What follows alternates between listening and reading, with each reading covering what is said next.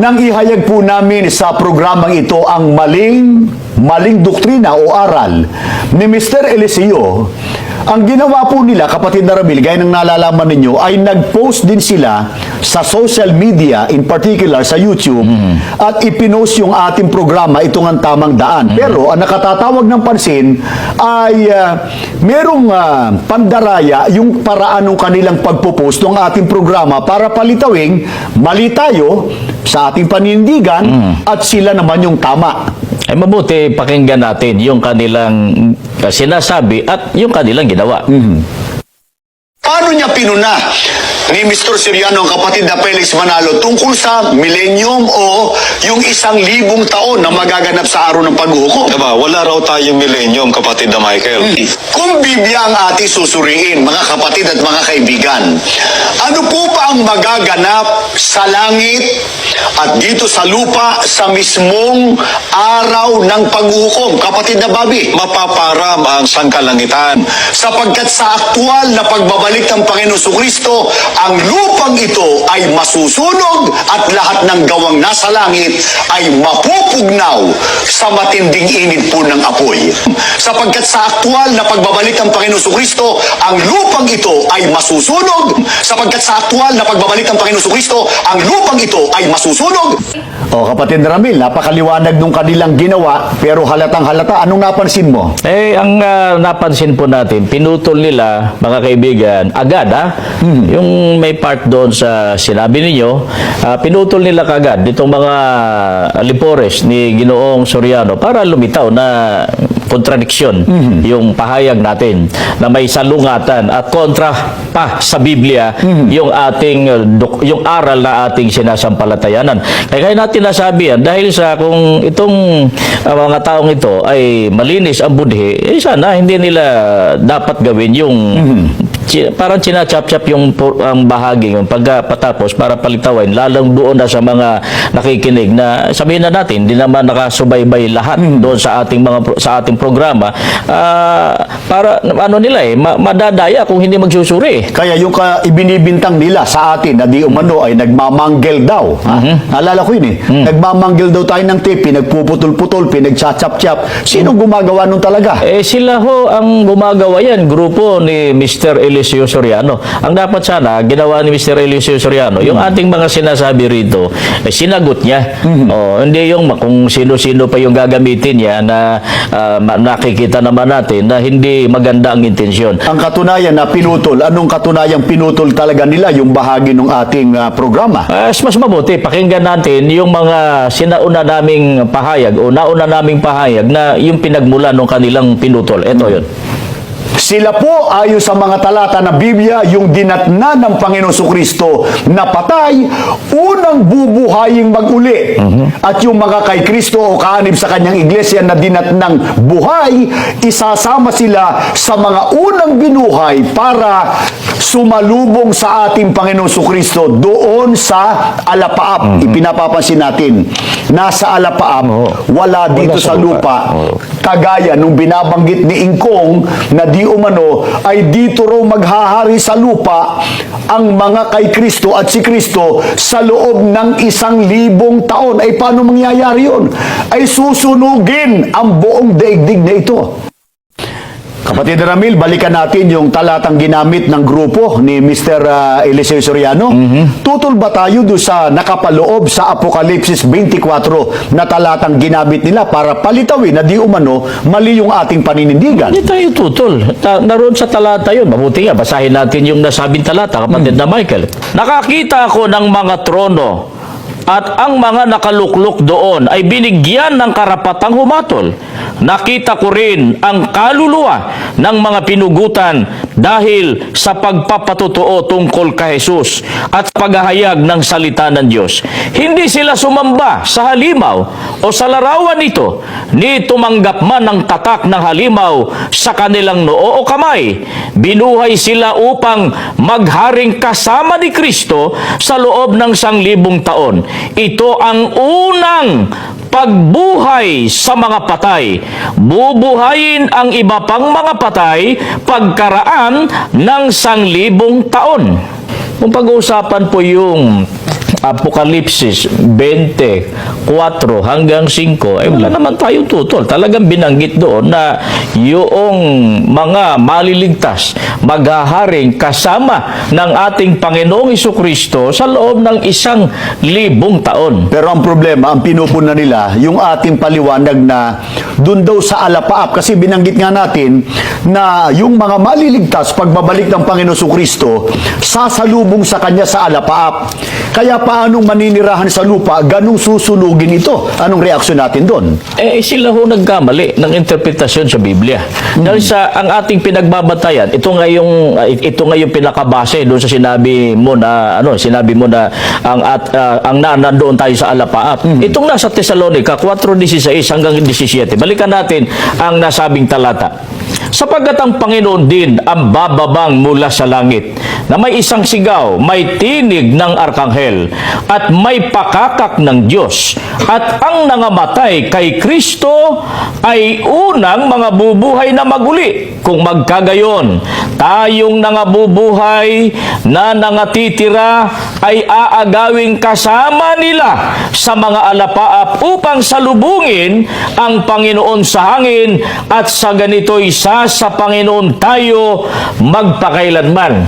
Ito po yung termino ng Biblia, mga kaibigan, na ang sabi rito ay nasa alapaap. Kasi pagbaba ng Panginoong Kristo, sabi dito, bababa ang Panginoong Kristo mula sa langit, tapos ang nangamatay na kay Kristo. At atin na ipiniliwanag ito sa maraming pagkakataon na yung kay Kristo, Mateo 16:18, mga kaanib sa Iglesia ni Kristo, at yung mga nauna pa na mga tao ng Diyos, yung darat ng patay, una silang mabubuhay. At pagkatapos yung dinatnang buhay ng mga taong kay Kristo, halimbawa ngayon ang aktual na pagbabalik ng Panginoon Kristo, sila ba makakatikim pa ng unang kamatayan o pagkalagutang hininga? Hindi na, kasi parang kung kahit sa praktikalidad, darami pa trabaho ni Kristo at ng Diyos. Papatayin pagkatapos bubuhayin. Yung darat ng buhay na kay Kristo, ayon po sa Biblia, hindi na sila makakatikim ng unang kamatayan, sapagkat sa dahilang sila'y isasama sa mga unang binuhay na maguli, sasalubong sa Panginoong Hesus sa alapaap, at sila'y sa Panginoon magpakailanman. Yun ang nasa Biblia, alapaap Siyempre, bababa yun. Pagkatapos sasalubong, doon maninirahan na sa bayang pangako ng Panginoon Diyos yung lahat ng mga taong maliligtas. Pero yung daratnan na hindi kay Kristo at yung mga nangamatay na hindi maliligtas, sila'y nasa libingan that time sa pagbaba ni Kristo. At saka yung mga dinatnang buhay na hindi maliligtas, sinunog yun. Itong lupa Anong katunayan sa Biblia? Siguro basahin natin alang-alang doon sa mga hindi naman nakasubaybay doon sa mga nakarang episode natin, kapatid na Ramil. Ano bang tiyak na gagawin sa lupang ito na kasalukuyan natin tinutuntungan? Kasama yung apalit, ha? Natural. Kasama yung Brazil. Di ba? Lalo pa at merong mga ngaral na mapakiapid sa kapwa lalaki. Anong gagawin sa lupang ito? Kasama yung lahat ng yon. May pinariringgan na naman kayo. Unahan natin, wala tayo binabanggit na si Mr. Eli Soriano yon. Pakinggan natin, ito sinasabi ng Biblia, Ikalawang Pedro 3:7 at 10. Ngunit ang sangkalangitan ngayon at ang lupa, sa pamamagitan ng gayon ding salita, ay inigatang talaga sa apoy na itinataan sa araw ng paghukom at ng paglipol sa mga taong masama. Datapwat darating ang araw ng Panginoon na gaya ng magnanakaw, na ang sangkalangitan sa araw na yan ay mapaparam, nakasabay ng malaking ugong, at ang mga bagay sa langit ay mapupugnaw sa matinding init, at ang lupa at ang mga gawang nasa lupa ay pawang masusunog. Ito sinasabi ng Biblia. Ang lupa at ang gawang nasa lupa masusunog. Pati yung mga bahagi ng kalangitan, masusunog. Ito yung sinasabi ng Biblia. Tama yung ating sinasabi. Tama yung aral na ating tinitindigan. Na sa pagbaba ng Panginoong Kristo, talagang masusunog itong lupa at lahat ng hindi maliligtas. Yan ang sinasabi ng Biblia. Darating ang araw ng Panginoon na gaya ng magnanakaw. Kaya yung pagdating ng Panginoon Kristo, halimbawa, araw ngayon, para masundan tayo ng mga sumusubaybay sa atin, ngayon halimbawa ang aktual na araw ng paghuhukom. Sa mismong araw na ito, mapupugnaw ang lupang ito at lahat ng natatanaw sa kalangitan at on the spot, magbibilang ng 1,000 years, kapatid Ramil. Sama ka din, sa pagbaba ni Kristo, may pagsunog sa lupa at sa langit at lahat ng taong masama at yung mga maliligtas na patay, mabubuhay at yung maliligtas na darat ng buhay, sama-sama sila na sasalubong sa Panginoong Hesukristo sa alapaap. Yan ang Kaya- pangyayari. At mula dyan, kung tawagin yan, unang pagkabuhay na maguli, bibilang ng 1,000 taon. At pagkaraan ng 1,000 taon na yon, may magaganap pa rin, kapatid na Ramil. Pero unahin muna natin, ano ba ang paninindigan? Paninindigan ni Mr. Soriano tungkol yun sa 1,000 years na paghahari ng ating Panginoong Kristo sa kanyang ikalawang pagparito. Mula doon sa pagbaba ng Panginoong Hesukristo. Pakinggan natin si Mr. Soriano. Ngayon, pag nandiyan na siya, binuhay na yung mga patay na maliligtas, doon po mag-uumpisa yung 1,000 taon nilang paghahari. Ngayon, maaaring itanong, sinong paghaharian? Marami pong taong dadatnan si Kristo eh.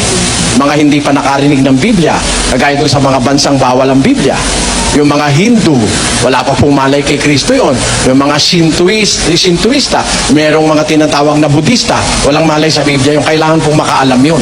Kaya yun pong mga yon ay paghaharian pa ng 1,000 taon. Ang napansin ko lang dito, kapatid na Ramil, ay may bahagi na tama naman si Mr. Eli sa unahang bahagi. Sapagkat ang sabi niya, Ngayon, pag nandiyan na siya, binuhay na yung mga patay na maliligtas, doon po mag-uumpisa yung 1,000 taon nilang paghahari. Medyo tumama. Tumama siya. Tumama naman si Mr. Soriano. Kasi- Congratulations to Mr. Soriano. batiin natin, ano? Oo, kasi kahit For the paano. very first time Kahit paano, tumama. in her life, as in his life. Tumama siya. Pero, doon sa sumunod na bahagi ng kanyang sinabi, Ito na, condolence na. Ito, ano may sabi niya? Ano sabi niya, ito, Ngayon, maaaring itanong, sinong paghaharian? Marami pong taong dadatnan si Kristo eh. Mga hindi pa nakarinig ng Biblia, kagaya doon sa mga bansang bawal ang Biblia. sa makatid para sa kanya, kapatid na Ramil, tama naman may darating ng Panginoon Kristo na mga taong hindi po dinatna ng pangangaral ng Biblia. Biblia. At sino raw ang halimbawa ng mga taong yun? Ang sabi niya, Yung mga Hindu, wala pa pong malay kay Kristo yon. Yung mga Shintoista, merong mga tinatawag na Budista, walang malay sa Biblia, yung kailangan pong makaalam yun. Kaya yun pong mga yon ay paghaharian pa ng 1,000 taon. Sa makatid, para kay Soriano, may daratnan ang Panginoon Kristo, pagbabalik niya, ng mga taong hindi raw nakaalam ng Biblia, kailangan daw silang makaalam. Take note, yung mga hindi raw nakaalam ng Biblia, kailangan daw makaalam. parang ang dating, kapatid na Michael, para palang ano to, one more chance, parang ano, another chance, ano, binigyan sila ng iba pang pagkakataon. Itong mga Hindong ito, itong mga Budista na ito, mga Shintoist, ano, tawag niya rito, Shintoist. Ang nakapagtataka, tapos, Pagka sinabing kailangan makaalam, pangangaralan ba o hindi pangangaralan? pangangaralan, Mr. Soriano, tanong ko pala sa iyo, kung pangangaralan, kung kailangan, sabi mo, kailangan makaalam sila, sino magtuturo sa kanila? Yun bang magtuturo sa kanila ay mga taong maliligtas o mga taong mapapahamak? Sapagkat kung iyong mangangaral sa kanila, yung mga taong maliligtas, ibig sabihin, kapatid na Michael, hindi ito makakasama sa umakyat doon sa langit. Dahil siya naiwan Naiwan sa mangangaral pa hindi kayo magre-reklamo naman to, kapatid na Michael, yung mga tagapangaral. Kayo nauna-una kayo dyan. Kami dito, naiwan pa, tatrabaho pa kami. Unfair naman yun. Hindi ba ganun ang sitwasyon no, kapatid na Michael? Tapos, ang isa pang problema dyan, kung yung mga ngaral maiwan dito sa lupa, Mr. Soriano, ikaw ba yun? Kasama ka ba doon sa mga ngaral na yun? Sa mga Budista na yun? Di ba, kapatid na Michael? Mabigat na tanong yan, kapatid na Ramil. At saka may tatanong ka, kanino niya na ano yun? Teka, meron pa akong tanong ha. Wag mo munang patayin yung telebisyon. Lalo si Daniel Rason, lagi na nakabantay sa programa natin. Silang dalawa, yung mag-join. Ang tanong ko, ito pala tanong ha. Kay Mr. Soriano pala, kanino mo natutunan yan? Ikaw ba original nung turo na yan na within 1,000 years, pangangaralan pa itong mga tao na hindi napangaralan ng Biblia? Ang tanong ko lang, magsabi ka lang ng totoo, original ba na ikaw ang pinagmulan ng doktrinang ito? I-replace ko yung tanong, kapatid na Ramil. Paano? Ingkong, kanino mo kinopya? Nako. Yan na. Kanino mo kinopya ang aral na yan? Na sa pagbabalik ng Panginoon Kristo within 1,000 years, yung mga hindi nakaalam ng Biblia ay pangangaralan pa para makaalam ng Biblia. Sigurado. Abangan natin yung sagot niya. Mas maganda na dapat talaga niya sagutin niya. Kasi doktrina ito, hindi ito maliit na bagay. Maganda na itong tinatalakay natin, kapatid na Michael. At saka, ito pa, after 1,000 years, limbawa, naturuan na yung sinasabi niyang mga Shintoist, mga Buddhist, o mga ano pang reliyon, mga Brahmins, pagkatapos na sila napangaralan. Granting na maliligtas sapagkat na pangaralan. Oo. Ang tanong, ano ba sila? Saan sila titira? Sa lupa ba o aakyat sa langit? At kung sila aakyat sa langit, paano sila? Babalik ba si Kristo uli? Ibig sabihin, may pangalawang salvation pala, kapatid na Michael, na ang unang, parang Kasi- first phase ng kaligtasan, yung pagbaba ni Kristo. Second phase, yun namang after 1,000 years. Kasi, para sa kaalaman ng lahat, ang unang pagparito ng Panginoon Kristo, yung pagkakasugo sa Kanya nang siya'y ipanganak ng Kanyang inang si Maria. Tama. Yung Kanyang ikalawang pagparito, ito tanong kapatid na Ramil, Sa ano Biblia. bang magaganap batay sa Biblia doon sa ikalawang pagparito ng Panginoon Kristo? Na yun na nga, doon magsisimula yung 1,000 years. So, ito po, pakinggan natin. Ito Biblia, hindi po ito kuro-kuro. 9:28 ng Hebreo, dito po sa Lamsa Translation. So Christ was once offered to bear the sins of many, so that at His second coming, He shall appear without our sins for the salvation of those who look for Him. Napansin nyo, mga kaibigan, mga kababayan, sa second coming of Christ. Hindi yun nga yung pagbaba niya. Yung binabanggit doon sa Thessalonica 4:16 at 17. Second coming yun. Ano ang mangyayari? Ibibigay na yung salvation, yung kaligtasan sa mga naghihintay sa ating Panginoong Hesukristo. Kaya ibang-iba yung ipinahahayag nitong grupo ng ang dating daan sa pangunguna mismo ni Mr. Eliseo. Ito si Mr. Soriano, mahilig mangopya. Hindi na natin sasabihin muna kung kanino niya kinopya yan. Huwag na, nasabi natin para sa mga nagpapakilalang saksi ni Jehovah. Huwag mo na. At meron pang iba. Antayin na natin. No? Mahilig mangopya. Yung mali pa ang kinopya. At saka pagka binitiwan niya, parang sa'yo original. Yan na nga. Ganon talaga. Yung mahilig sa ano, yung mahilig sa pandaraya, mga bluffer kung tawagin ng iba. Akala mo sila original. Kung magsalita, akala mo totoo. Kaya na madaming nadadaya, kapatid na Michael. Tsaka isa pa, sabi ng Biblia, yung hindi maliligtas gaya ng buhangin sa dagat. Kung may second phase pa ng pangangaral, siyempre naman kapatid na Michael, kung may Gaano isip ka karami ba- yun? Oo, kung siyempre kung bibigyan ka ng pangalawang pagkakataon, di ka mag-ano na. Sabi, yung iba, alam mo na, nasa langit na yung iba. Tapos, ito pala tama. Dito na lang tayo lahat.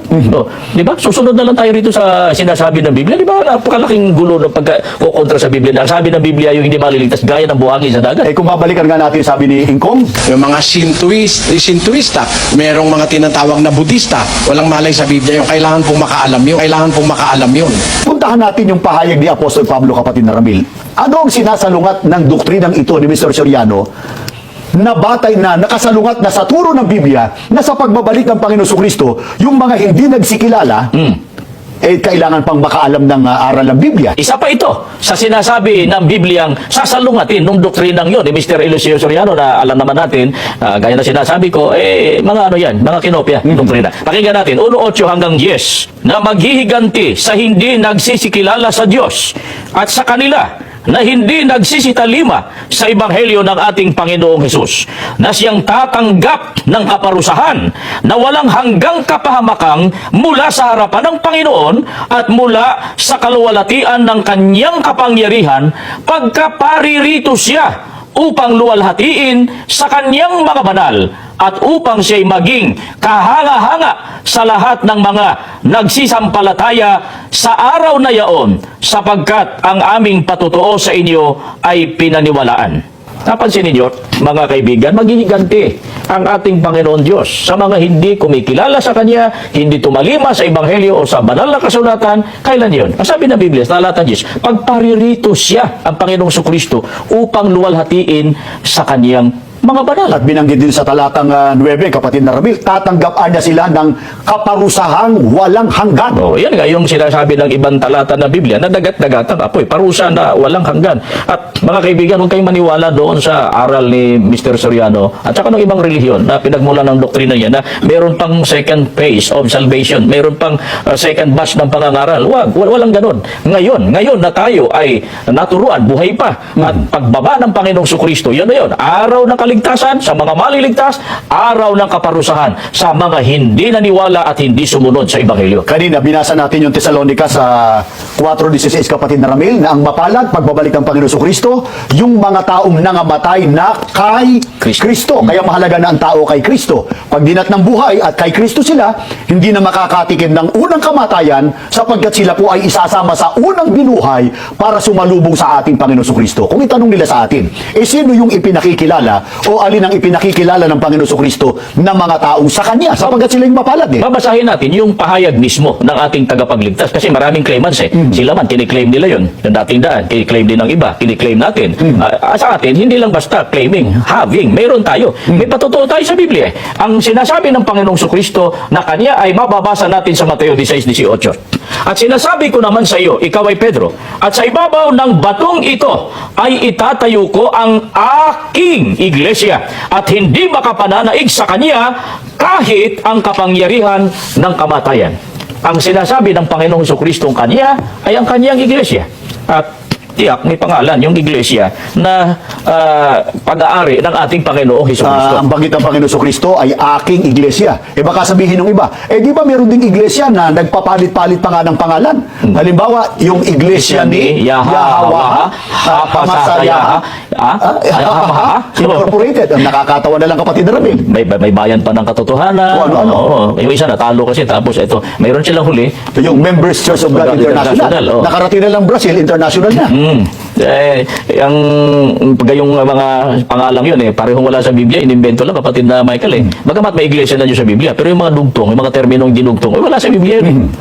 Balikan natin, yung sinasabi ng Panginoon Kristo, aking iglesia. Nang tinawag ng mga apostol, what is the name of that church, Brother Ramil? Church of Christ, Iglesia ni Cristo. Very good. Ito po. Can you read it from the Bible? Yes. Dito po sa Roma 16:16. Magbatian kayo ng banal na halik. Lahat ng Iglesia ni Cristo ay bumabati sa inyo. Dito po sa ating binasa, kapatid na Michael, maliwanag. Ang tawag ng mga apostol, Iglesia ni Cristo. Nung sabihin ng Panginoong Kristo, aking iglesia. Hindi niya sasabihin, aking Iglesia ni Cristo. Siya na nga yung nagsalita Pero nang tawagin ng Apostol Pablo, ang Iglesia itinatag ni Cristo, ang sabi ng Apostol Pablo, Iglesia ni Cristo. Ipinapapansin natin, hindi binanggit ni Apostol Pablo na iglesia ni Yahweh. Members Church of God International. Walang ganun sa Biblia. Yan ay mga invento lang, mga kathang mga pangalan na hindi naman sang-ayon sa itinuturo ng Biblia. Kaya bilang pagwawakas, kapatid na Ramil, tayo ay nananawagan sa lahat ng mga miyembro ng samahang ang dating daan. Sana po, hindi namin nasasaktan ang inyong damdamin. Sana maging bukas ang inyong isip, ang inyong puso. Basahin ninyo ang ganitong programa na ito po ay pag-ibig ng Panginoon Diyos para kayo mahango sa maling pagkakilala at maling pananampalataya. At sa lahat po ng neutral, ano man ang inyong relihiyon, inaanyayahan din po namin kayo na maaari kayong magtungo sa pinakamalapit na gusaling sambahan ng Iglesia ni Cristo at magsuri kayo sa mga aral na amin pong itinataguyod.